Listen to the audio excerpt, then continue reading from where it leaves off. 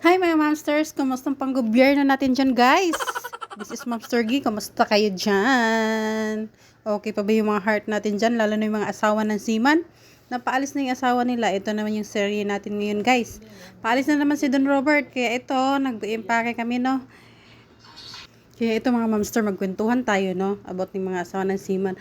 Noong una guys, bago pa kami nagsamin Don Robert, iyak na iyak ako guys. Kasi nawala na naman siya. Tapos may iwan naman ako sa mga tatlong chikiting na makukulit.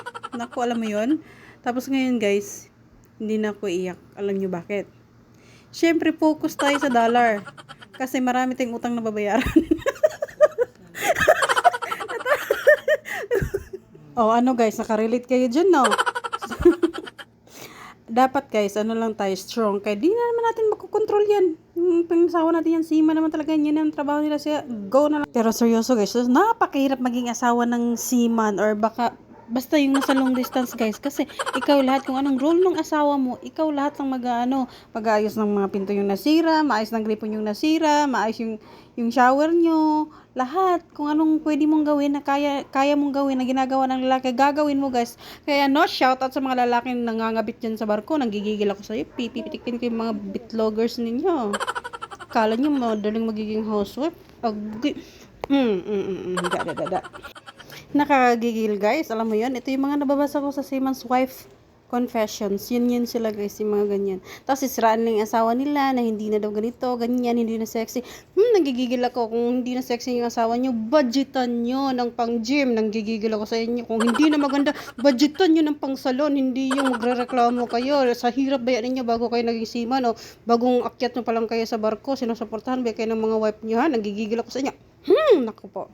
Kaya shout out din guys no sa mga babae dyan sa barko. Hindi naman lahat pero meron talaga guys. Meron talagang ibang marurupok guys. Gagkwentuhan lang naman sila ng ganito na yung asawa ko sa Pilipinas, ganito, ganyan, ganyan. Papatol na dahil yan sila guys. Lutuan lang yan ng sisi guys. Tiklop na yung kifi nila. Nagigigil ako dyan sa mga kabit na yan guys. Nako. Tapos may kabit pa guys no na matapang. Sila pa yung matapang guys. Akala mo sila yung legal. Sila pa yung nangangaway. Ito yung mga babaeng dapat putulan lang ng mga intel inside guys. Alam mo yun ang ganyan, nakakagigil. Ito yung mga nagtitrending sa Facebook, yung mga ganito, ganyan. And one piece of advice no sa mga asawa natin dyan, wife, husband. Kung di nyo na love yun, mga mga pair nyo sa buhay na piniliin nyo, sabihin nyo na lang directly. Sabihin nyo, hindi na kita love. Kailangan na nating maghiwalay. Alagaan ko pa rin yung mga anak natin, magsusuporta ako dyan, don't worry, ganito ganyan, hindi na kita love. So para maka-move on ka na, maka-move on din siya, kasi kung hindi mo love yung isang tao guys, hindi mo naman kasi mapipilit yun, alam mo yun. Tapos kailangan mo na lang na kumbaga yung respeto nandun pa rin. Hindi mo kailangan lokohin yung isang tao. Kung hindi mo love, at least nirespeto mo pa rin, no? Kasi pangit yung ganyan, guys, na lulukohin mo. Ano yun, para may reserba ka pag hihiwalayan ka nung kabit mo, tapos may uuwian ka pa, ganon. Kagaling nyo, guys. Nanggigigil ako. Pero guys, hindi naman lahat ng mga nasa barko or nasa malalayo yung nagloloko. Minsan yung iba yung nandito na iiwan, yun yung mga nagloloko, makatanggap ng pera, gastos dito, gastos doon, wala man lang na invest, di ba? Puro luho lang. So, parang syempre nakaka-upset yun sa part ng naghihirap dun sa barko or sa abroad. Meron din namang iba na nandito, pag uwi ng asawa nila, ay, masyak ka na lang, bakit buntis guys? Nawala naman yung asawa nila, di ba? Kaya, payo ka din sa mga asawa nandito, iano lang natin yung kifi natin. Ikalma lang natin yung kifi natin. Kung hindi kaya maligo ka ng cold or hot shower guys, mawawala din yung mga ng mga kifay natin dyan, no? Alam niyo yan. Wait lang sa mga chika guys. So, ito yung mga essentials ni Robert. Yan, Maggi Sabor. Yung mga nilagay niya sa maleta niya guys. Dalian mo, Mr. G, bagal kayo. Ayan, cream pang snack niya dyan guys. Kasi mahal sa barko eh. Tapos, dalian mo Master G, kabagal. Yan, no? Go din, no? Yan, Skyflakes. Yan, Skyflakes na yan. Masasarap yan, guys. May flavor yan. Yan yung gusto ni Don Robert. Para sa, pag nagutom siya sa gabi, kasi pag, yan, sarado na yung, nila eh. So, yan na pala yung lahat, guys. Nalagay ko na yun. Basta, tingnan nyo na lang, guys. Yun yung mga essentials nila. So, back to our chika, guys, no? Pero enough na dyan guys, no? Alam mo, lahat naman talaga may good or bad side. Pero dun tayo sa good guys. May mga seaman, may mga nasa abroad. Shoutout sa inyo na nasa malayo na faithful kayo sa family nyo at sa mga single na hindi pumapatol dyan. Hindi pumapatol sa mga may asawa na. Kaya alam niyo naman guys, alanganin kayo. Kayo hindi malanganin dahil wala pang divorce bill guys. Malapit na. Pero alam mo yon, alanganin pa yan guys. Alam mo naman sa Pilipinas yung ano natin, mga after 20 years later pa yon. So, pag na-approve na yung divorce guys, baka menopause ka na. Pero beware din kayo dyan guys, no, sa barko kasi yung iba dyan pa single-single. Kawawa naman yung mga biktima nila na akala nila single yun pala hindi. Kaya maging vigilant guys. Okay? Anyway, mabuhay lahat ng mga seaman at mga OFW, kahit mga land-based, mabuhay kayo, mag-ingat kayo, God bless you guys. And be good always, be happy sa work nyo, sana magkaroon kayo.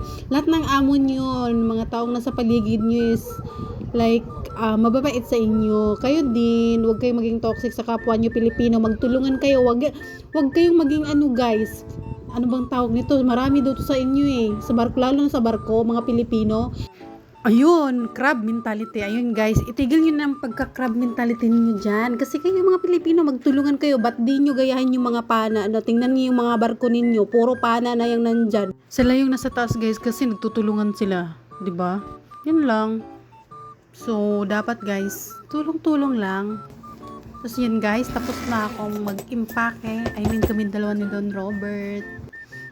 Tapos kakain na kami guys. Ang request niya is sinabaw na ulam ba yan guys? Tinola yan. Nagbabay na si Don Robert. So guys. So nagpalit sila ng cellphone.